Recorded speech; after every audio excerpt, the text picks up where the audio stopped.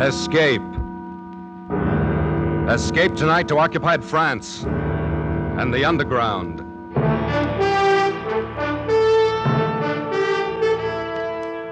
The Columbia Broadcasting System and its affiliated stations presents Escape, a new series of programs of which this, the second, is Operation Fleur de Lys, written and directed by William N. Robeson.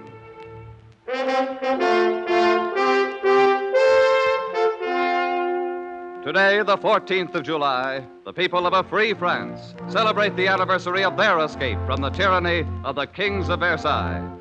158 years ago today, the people of Paris stormed the Bastille and let loose the French Revolution. The torch of liberty set afire that day never burned more fiercely than during the years when France was occupied by the Nazis. We escape tonight to occupied France, from which 3 years ago there was no escape.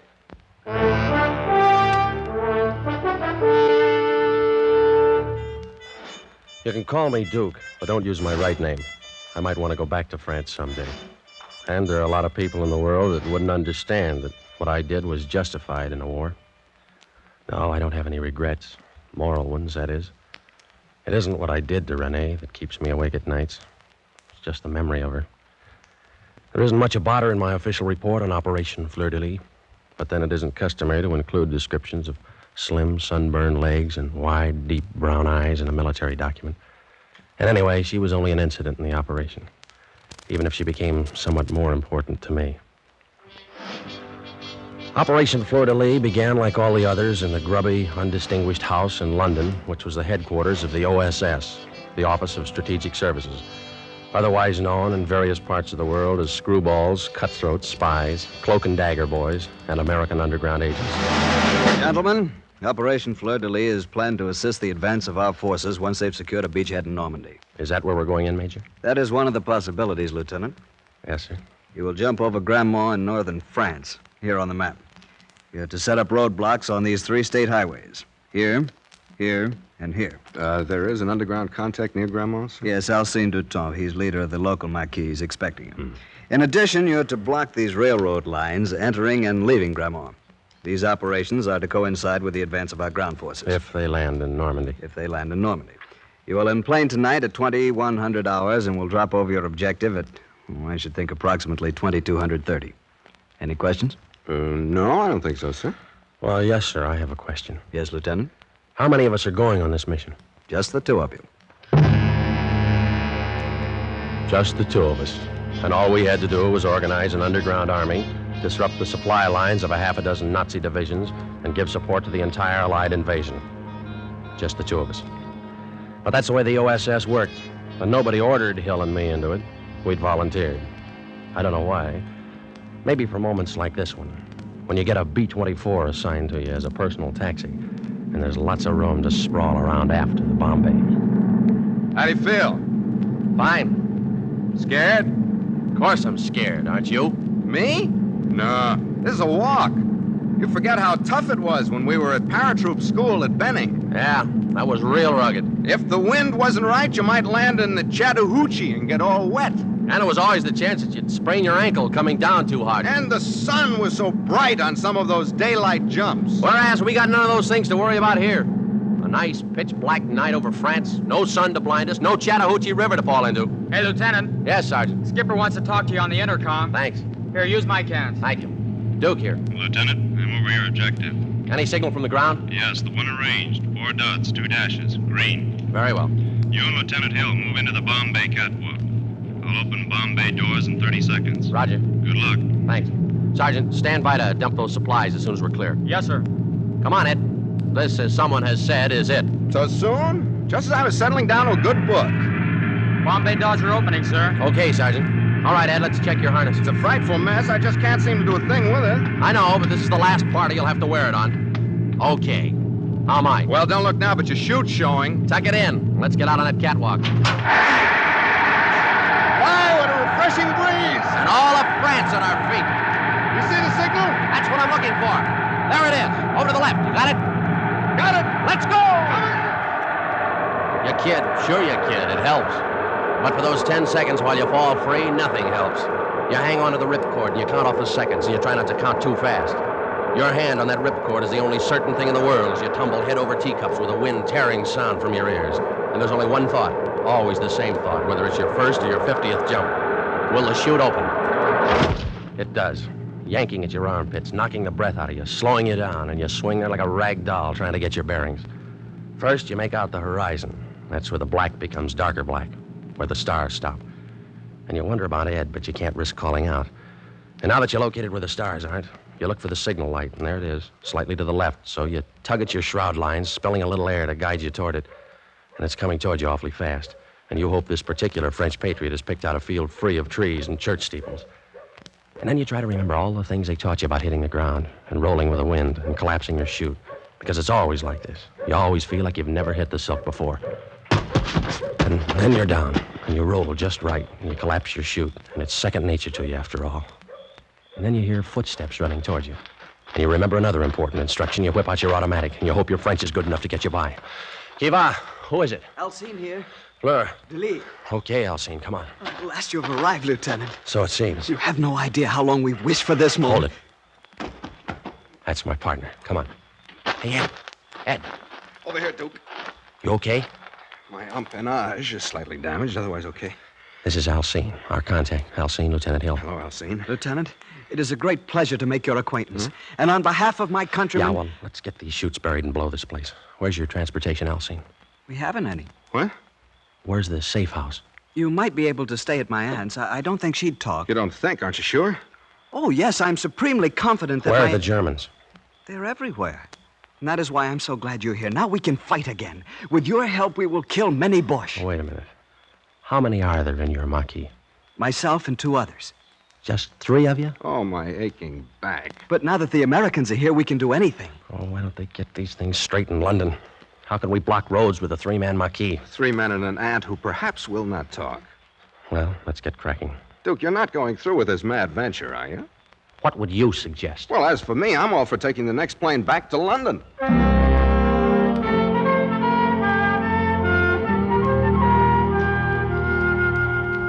Another piece of bread, Lieutenant. No, thank you, ma'am. This boned chicken is delicious. How do you call it? K-ration. Supreme.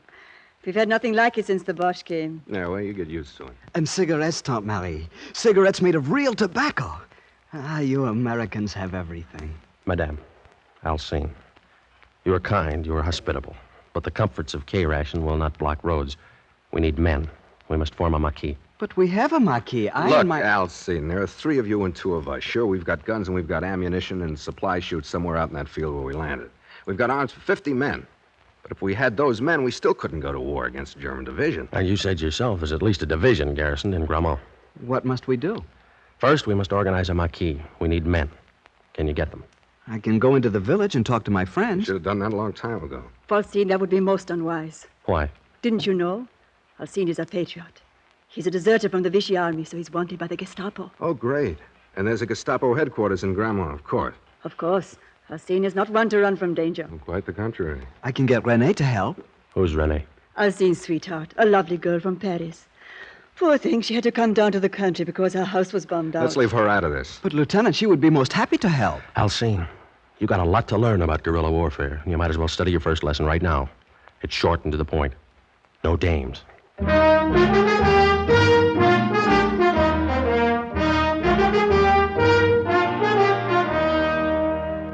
Well, the next day, we collected the supplies, which had been dropped with us, and we set up a camp deep in the woods. Hill and I were loaded with French money, so we were able to buy food from the friendly farmers. Maybe it was the food as much as patriotism that brought us recruits. Anyway, after a week, we had nearly 30 men. Our Marquis wasn't big enough for the job we had to do, but it was growing in the right direction. And then one night, as I was winding up a report to London... Oh? What do they say? What do they ever say? Message acknowledged. Carry on. Well, what about new batteries for the radio? What about extra ammunition for the Buck Rogers guns? When are they going to get another drop to us? Why don't you ask them? Yeah, I know. They do the best they can, I guess. After all, we're not the only Boy Scouts in this jamboree. Mm-hmm. Hey, Duke. Yeah? There goes Alcine again, off toward the road. What the... Hey, Alcine! Yes? Come here a minute. Yes, Lieutenant. Where are you going? I was just taking a stroll. You on night guard? Not tonight. You weren't on night guard last night, were you? No, Lieutenant. Or the night before? No, sir. But you weren't in camp all night, were you? No, sir. What's the matter? Don't you like the camp? Rather sleep at your aunt's? Is it too rugged out here for you? No, sir. Then where were you? In the village. You know the orders. No one is to go into the village. Yes, Lieutenant, but I only go in at night. That makes no difference. But it does. You see, Lieutenant, I'm so in love. Oh, great. The girl from Paris? Yes. You should see her, Lieutenant. She's the most beautiful, the most charming, Don't you know you're endangering the whole Marquis by disobeying my orders? Oh, no, sir. There's no danger with Renee. She hates the bush. Why, she wants to join us. You've told her about us? Oh, yes, sir. Are you out of your mind? How do you know she's all right? I just know that's all.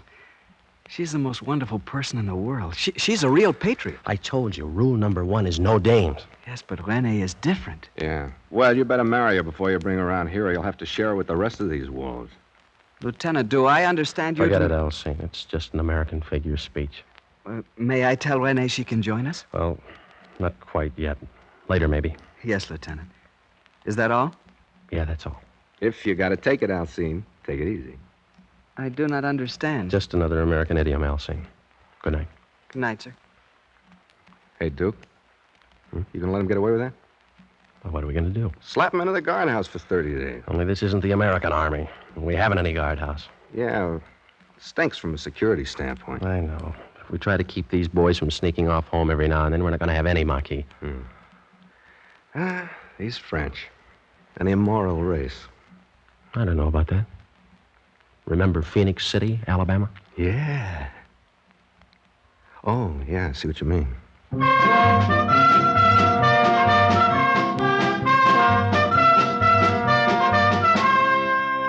There wasn't anything we could do. If we'd ordered Alcine to stay in camp, he'd have sneaked off anyway. He had that dreamy, faraway look that's baffled parents, teachers, and first lieutenants since the beginning of time. I didn't worry too much about it because our Marquis was growing, and Ed Hill and I were breaking our backs pushing those French kids through an ersatz basic in 3 weeks. Headquarters in London didn't tell us much, but we did know from the BBC that the boys had landed at Omaha Beach, and it wouldn't be long before they'd be needing our roadblocks. And then one morning, about D+4, I think it was, I was out in the woods running a squad through concealment drill. No. Hit the dirt. Don't wait or you're dead. When you see the signal, hit the dirt right now. Pardon me, Lieutenant. Huh? Oh, Alcine. Where have you been all night as though I didn't know? Lieutenant, I've got to talk to you. Okay, I'll be through here in a half hour or so. I've got to talk to you now. Huh? All right, Alcine. Okay, boys, take 5. Come along, Alcine. What's on your mind? Lieutenant, my family's been killed. Oh, no. Yes, by the Gestapo. They set fire to the house. My mother, my father, my 2 sisters. They ran out. The Gestapo shot them. You're sure of this? Yes, I heard it this morning from a neighbor who saw it happen. You poor kid. When can we attack, Lieutenant? When can we stop this endless training and fight the Boche? No, I want only to kill and kill and kill until I pay them back for my father, my mother, my 2 sisters. Yeah, I know. You'll get your chance, Alcine, but not yet. We gotta wait. We're not ready yet. I'm ready. Before I wanted to fight the Boche for my country. Now I want to kill him again and again. For them. I know, but you gotta be patient. This should happen to me now. Only last night Renee said she'd marry me.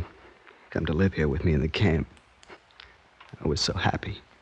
And this morning I learned this news. When did you hear from your mother last? Not for a month since we began to work, but I've written her every week. You have? Who mailed the letters? Renee mailed them for me. She's so kind and thoughtful.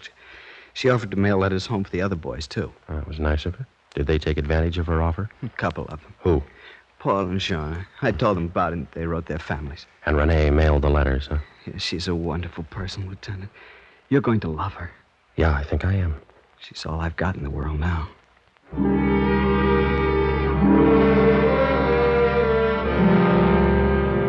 2 and 2 make 4 in occupied France, just the same as anywhere else. And sometimes it's just as hard to prove. But one thing was sure. Now I wanted to meet Renee in the worst way. But I had to postpone the pleasure because early that afternoon, one of the outposts broke into camp out of breath. Lieutenant. Yes, Paul. The Boche. They're coming down the road through the forest. How many? I did not stop to count them. Several truckloads, to be sure. Pass the word to Lieutenant Hill. Ask him to bring his detail into camp on the double. Yes, Lieutenant. Alcine. Yes, sir? Take 2 men and go down by the road and see what they're up to. Yes, sir. Just reconnoiter. Don't fire at them. But this is my chance for revenge. Listen to me. Don't fire at them. That's a command. Yes, sir. They may not be after us at all. Now get going. Immediately, Lieutenant. What's the order of the day, Duke? Lance Graham? Yeah, looks like it. All your men here? President accounted for. All right, boys, now gather around, will you, and get this. There's a convoy of Germans coming down the forest road. Now, wait a minute. We're not going to fight them. You know what our job is. Roadblocks. We got tanks, artillery, and airplanes that'll be along soon to do the killing. We have guns. Now, look, our security's been pretty good. And those Krauts may be on a routine patrol. The chances are they don't even know we're here. They do now. Listen. Yeah. Well, that does it. All right, you men got your weapons? Yes, sir. Good. Well, you know the procedure. Get lost. Before you leave the forest, bury your weapons, ammunition, and equipment. Rendezvous at the home of Alcine's aunt at 2200 hours tonight. Good luck. Come on, Ed, let's strain. Well, he who doesn't fight and runs away lives to fight another day. Or something like that. Who tipped them off? I'm not sure, but I got a pretty good idea.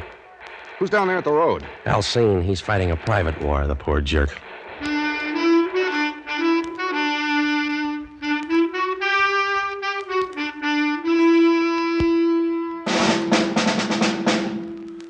The basic rule of 3 in guerrilla warfare is surprise, kill, vanish.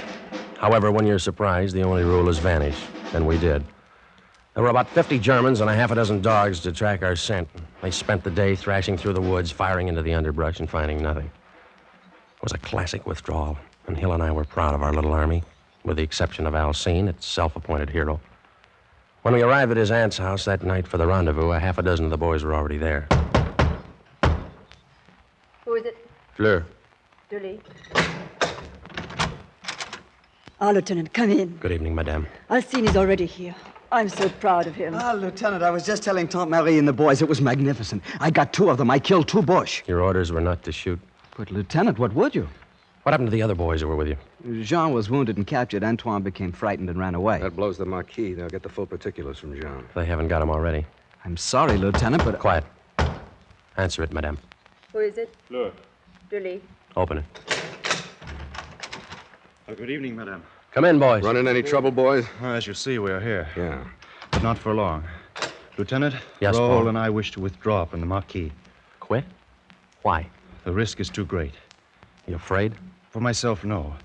But after what happened to John. He was wounded and captured. We all take that risk. Yes, but last night the Gestapo got John's family. Like they did Alcine's. Stood them up in front of their house and shot them. Who knows who'll be next? My mother, Raoul's sister, Alcine's aunt. I wish to withdraw. So do I. All right, now, wait a minute. I don't blame you for being worried about your families. But whose families do you think the British and American armies up in Normandy are fighting to liberate? Their own? No, yours. Now, this thing isn't as bad as it looks. There's been a leak in our security. Somebody's been putting the finger on us, so we lay low until the leak's plugged. But the Germans are everywhere. Spies, perhaps, too, are everywhere. I think I know who's responsible for these murders. I'll make a deal with you. Give me a couple of days to work it out. We'll issue you boys some money, and all you've got to do is to get lost until Saturday night, and then meet me back here. If I haven't patched up our security by then, you can all quit the Marquis and become collaborators. Oh, it is not that, Lieutenant. No one wishes to collaborate. But one must think of one's family. Okay. Ed, Yeah, Duke. give the boys 1,000 francs apiece. Right? Come and get it, boys. Come on. Alcine, Yes, my lieutenant? I'm going to have a little time on my hands for the next couple of days. Do you think you could arrange to introduce me to your girlfriend? Oh, but of course, Lieutenant. Maybe, if she's okay, like you say, we can let her sign up, huh? I am desolated with happiness, Lieutenant. One thing. None of that lieutenant business around her until I make sure she's all right. Very well. You think my French is good enough to pass as a native? But of course, Lieutenant. All right, then pass me off as a friend of yours. Let's see, I'll need a name. Let's call me Jacques Dufresne. Jacques Dufresne. Good, I will make the arrangements immediately. I thought you'd like an excuse to get into town tonight.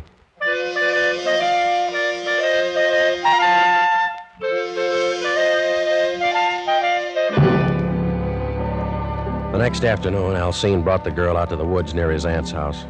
I stood behind a tree to watch and make sure they weren't being followed. She was all right. Tall, long, sunburned legs, her hair caught in a blue ribbon like a little girl's. I let them walk by, and then I stepped from behind my tree. Oh, there you are, Jacques. Hello, Alcine. René, this is my good friend Jacques Dufresne. He's from Paris, too. Jacques, This is René de Cibourg. Glad to meet you, mademoiselle. And I'm honored to meet you, monsieur. Where do you live in Paris? Near the Porte du Lilas. But my home is no longer there. It was bombed out. Alas, so was mine. My family remain with friends, but I've come out into the country to fight with the resistance. Jacques has much influence with the commander of our Maquis. Oh, I hope you will be able to persuade him to let me join you, monsieur. I shall do what I can. It would be a privilege and an honor to work with a patriot like you. See, Jacques, I told you René was all right. You didn't tell me the half of it. Mademoiselle, you understand that we must be cautious. There are questions I must ask of a confidential nature. Why don't we meet again? Alone. Why not? Say, tonight? I have a little car. But- We might take a drive. Fine. But, René, you promised me I that... can see you some other time, ma chère. Remember, France comes first.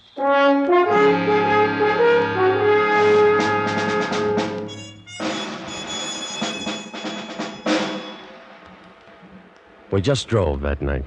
She was wearing a white ribbon in her hair and a loose white dress and no stockings. We just drove around in her little Citroën with the top down and the wind blowing her hair like a girl in a magazine ad. Then we came back about midnight and parked by the bridge. I felt like I was back in high school in Illinois. Look at those stars, Jacques. Yeah. So many of them. So close you can almost reach out and touch them. Yeah. I had them all once, Jacques. I reached out and gathered them all in my arms once. Yeah? I want you to know all about me, Jacques. I want to. Don't think it's wrong of me. But I've been in love. There's nothing wrong in being in love. He was a soldier.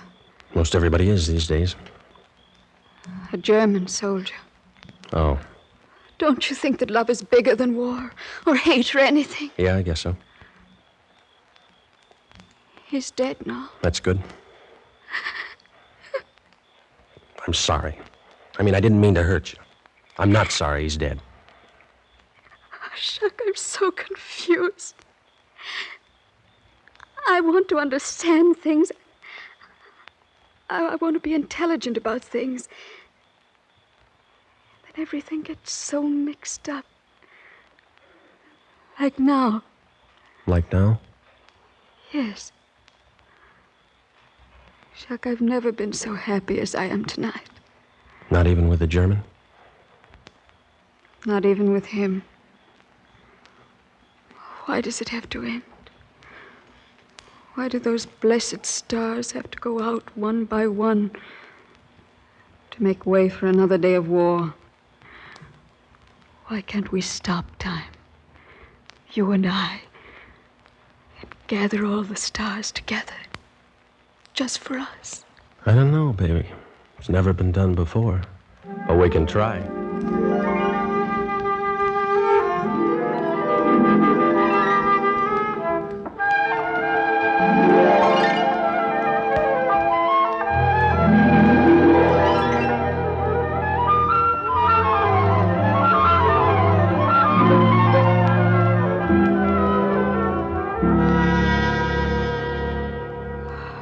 Jacques, ma cher Jacques. Yeah. Tomorrow night, Same time, same place. Forever if you say the word.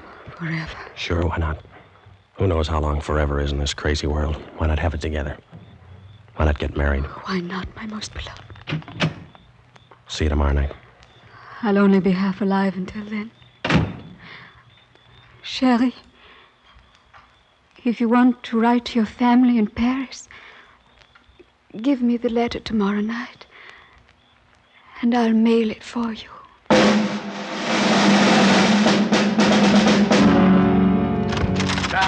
Oh, no.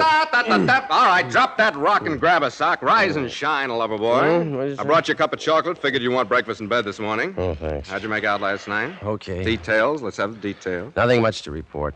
We drove, and then we parked for a while and talked. Did she give anything away? No information. She's a funny kid. Her dialogue's as corny as a bobby soxer. She knows she's pretty, so she wants to be admired for her mind. But I'm sure she's our Mata Hari. How come? She offered to mail a letter to my family. Oh, that's consistent. I asked her to marry me. What? She didn't believe me, but she pretended like she did. Oh, I don't know why she's doing what she's doing. Thrills, maybe. French juvenile delinquent, huh? Maybe. Tonight's the night. The night you get married? No, the night we get her. The boys are meeting us here at midnight, you know. What's the plan? Well, I'll take another ride with her. And about midnight, we'll be back in park by the bridge. Mm-hmm. You'll be there out of sight. I'll have some brandy along, and I'll slug her drink with a capture pill. When she's passed out, I'll give you the come on, and you join me.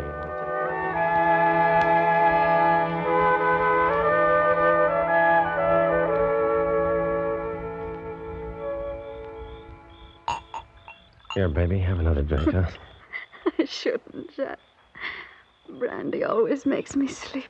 Well, what of it? This is a celebration of our engagement. Oh, kiss me, Jack. Again and again. Sure. Jack, the stars are nearer. Nearer than they've ever been. Nearer than you think, baby. I love you, Jack. I do love you. Kiss me again. Do it again. And again. Renee. Baby, are you asleep? You collaborationist pig, can you hear me? Okay, Ed. Is she out? Like a red light in an air raid. Here's her purse. Start through it while I untangle myself, will you? Now, take a look at this. What is it? A letter from Gestapo headquarters confirming receipt of 3 addresses. Let me see that. Well, that one's Alcine's family, and that one's Jean's. And here's a Gestapo identification card. Flash your light over there. Look at her. What a dish. Look at that kisser. And she's responsible for the death of 6 people whose only crime was being born French. She'd have wrecked our marquee, snafu'd our mission, and turned me over to the Gestapo with her lipstick still in my collar. That gorgeous hunk of double cross. Well, we got the proof. Let's get on with it. Okay. I guess you'd rather I... No, this is my job. Gee, she's gorgeous. Yeah. So long, honey. Thanks. She ain't so gorgeous now. Release that handbrake. Got it. Come on, shove. Not yet. Keep that steering wheel straight. The river's deepest right at the center of the bridge. Yeah. Now, hard right on the wheel.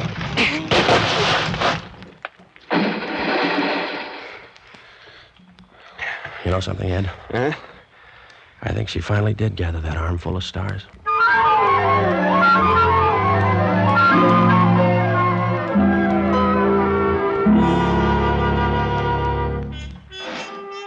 Sure, the operation was successful. When the time came, our roadblocks tied up 3 German divisions while Patton rolled on to the east. But I still lie awake at night thinking I should have married that dame. Yeah, the operation was successful, but the patient died.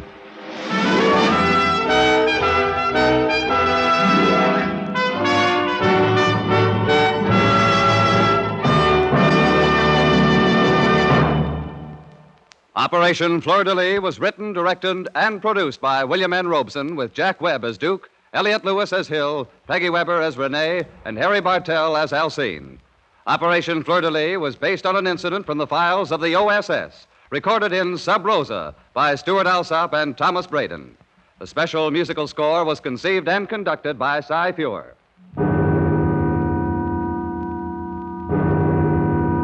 Escape is presented by CBS and its affiliated stations each week at this time. Next week, we invite you to escape with F. Scott Fitzgerald in his unforgettable story, The Diamond as Big as the Ritz. And so, good night, until next week, when again it will be time to escape. This is CBS, the Columbia Broadcasting System.